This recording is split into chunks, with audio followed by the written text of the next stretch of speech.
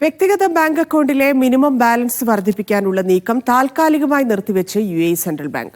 Minimum balance 5000 ആക്കി വർദ്ധിപ്പിച്ച ചില ബാങ്കുകളുടെ തീരുമാനമാണ് മരവിപ്പിച്ചത്. പ്രവാസികളടക്കമുള്ളവർക്ക് ഏറെ ആശ്വാസം പകരുന്നതാണ് തീരുമാനം. ജൂൺ 1 മുതൽ ചില ബാങ്കുകൾ മിനിമം ബാലൻസ് 3000 ദിർഹത്തിൽ നിന്ന് 5000 ആക്കി ഉയർത്താൻ തയ്യാറെടുക്കുന്നതായി പ്രാദേശിക അറബ് മാധ്യമങ്ങളാണ് റിപ്പോർട്ട് ചെയ്തിരുന്നത്.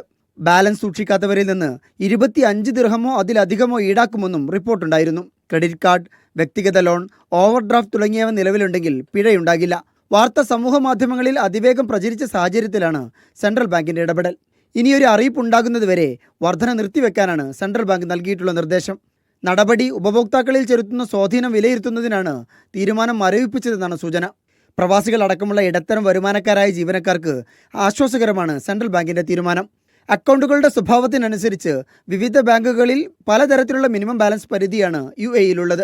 കുറഞ്ഞ ശമ്പളം ലഭിക്കുന്ന ജീവനക്കാർക്ക് ഏറെ വെല്ലുവിളി ഉയർത്തുന്നതാണ് മിനിമം ബാലൻസ് പരിധി. താരതമ്യേന മികച്ച ശമ്പളം ലഭിക്കുന്നവർക്ക് പോലും അക്കൗണ്ടിൽ 5000 ദിർഹം നിലനിർത്തുക എന്നത് ദുഷ്കരമാണ്. Media 1, Dubai.